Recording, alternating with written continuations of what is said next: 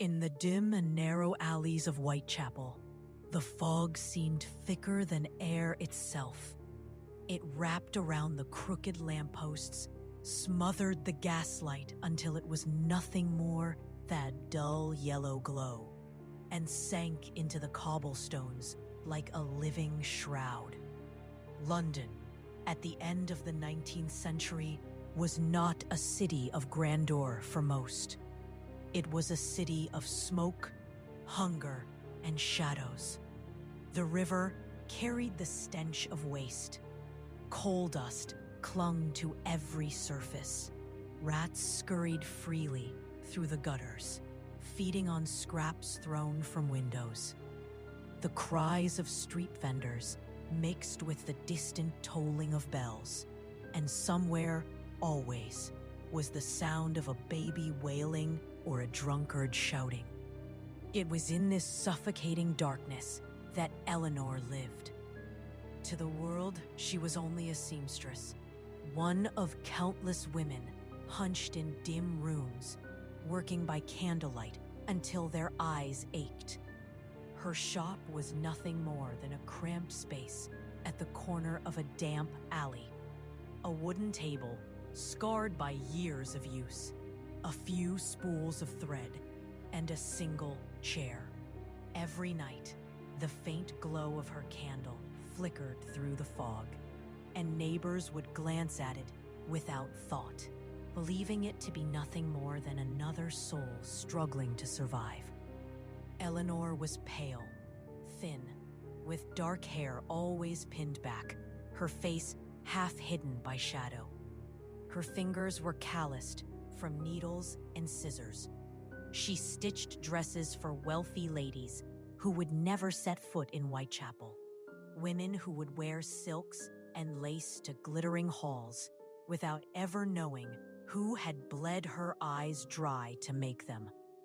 She existed quietly, almost invisibly, as though London itself had chosen not to see her. But Eleanor saw everything. She heard the cruel laughter of men who mocked her frail frame when she walked to buy bread. She felt the scorn of women who called her nothing but a shadow. She carried the sting of every insult, every slammed door, every moment she was treated as if she were less than human. She never defended herself. She never raised her voice. But she remembered, and in those long nights, when the city's fog pressed against her window and the needle pierced fabric in steady rhythm, her anger stitched itself into her soul. The turning point came on a bitter November night. The fog was so thick that even the glow of the gas lamps looked like dying embers. A drunk staggered into her shop, breath sour with gin, demanding money she did not have. When she refused, his hand struck her cheek. The sound echoed against the wooden walls. Eleanor did not cry out. She simply stood still, one hand resting on the shears lying beside her. She watched as he laughed, stumbled toward the door, and vanished into the night. A faint smile touched her lips. Days later, the drunkard's body surfaced in the Thames. His throat had been cut cleanly, as though with the same precision Eleanor used when trimming fabric. The river carried away his blood, but whispers spread quickly. Whitechapel was no stranger to death, yet this was different. Some said a shadow had taken him. Others whispered of spirits rising to punish the cruel. Eleanor said nothing.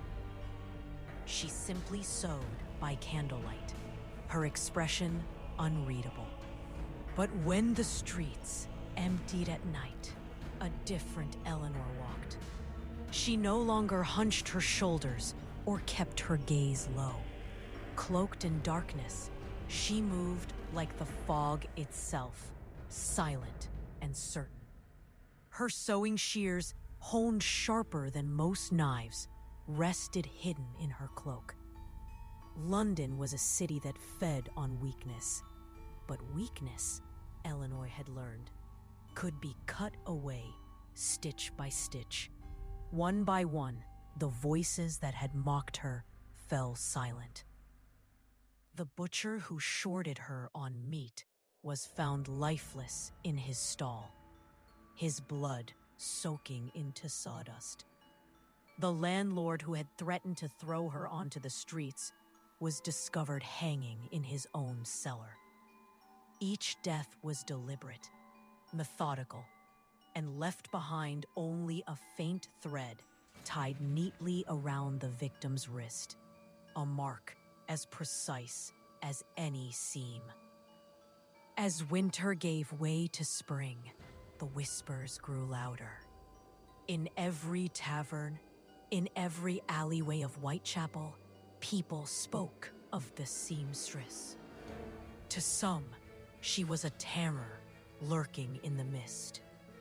To others, she was a dark protector, an avenger shaped from silence and pain. Poor women, once pitying her, now left small gifts at her doorstep: a crust of bread, a candle, a single flower wrapped in paper. Yet Eleanor sought no thanks. By day, she worked tirelessly, bent over gowns that would grace ballrooms far from the soot and stink of Whitechapel. By night, she stitched a different pattern across the city, a pattern of fear. Constables searched, but no proof ever pointed to her. The killings were too precise, too clever, as though the murderer had threaded herself into the very fabric of London's night. And slowly, the cruel grew cautious. The weak walked a little safer. Even in the city's darkest alleys, silence carried a new weight. Still, Eleanor's story never appeared in the papers. The headlines were consumed with Jack the Ripper, with murders bloodier and more grotesque than hers. The world wanted spectacle, but Eleanor's vengeance was quiet. She was not a name meant to terrify the Empire. She was a whisper meant only for Whitechapel. And yet among the poor and the broken, her legend grew. They said she walked unseen in the fog. They said her shears never dulled. They said she was everywhere and nowhere, cutting threads of cruelty from the city one by one. Even children grew quiet when they saw her shadow in a window, whispering that the seamstress was watching. Her murders became more than revenge. They became ritual. Each thread tied to a wrist was not just a mark of death, but a symbol. Eleanor stitching her justice into the flesh of London itself. Each cut was a reminder that the city's cruelty had consequences. Some believed she was driven by rage alone. Others swore she acted with mercy, sparing only those who had once shown her kindness. In truth, no one knew. Eleanor spoke to no one of her deeds. Her silence was as unyielding as the fog, but legends have power. They change the way people move, the way they think. In Whitechapel, the crueler men lowered their voices. Landlords became careful with their tenants. The drunkards stumbled home faster, wary of the dark. And the women, the seamstresses, the widows, the forgotten, they walked with a strange new strength, as though they knew a shadow walked with them. Years passed, but Eleanor did not fade. She aged quietly, her hands still steady, her eyes still sharp. Some said she killed less often. Others, that she simply chose her victims more carefully.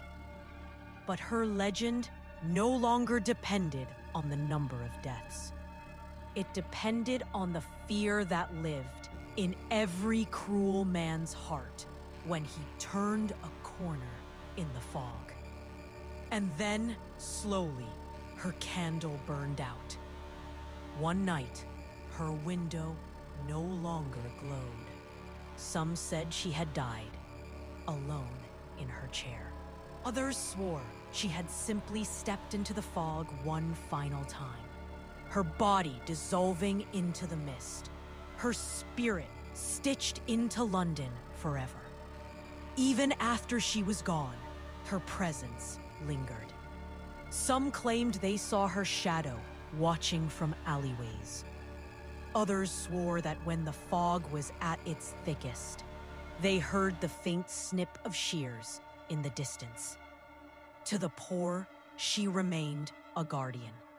To the cruel, she remained a warning. The seamstress was never celebrated, never condemned. She became something greater than a person, something more enduring than flesh. She became part of London itself, stitched into the alleys, the fog, the endless night. And as long as the city breathes smoke and shadow, her thread remains unbroken.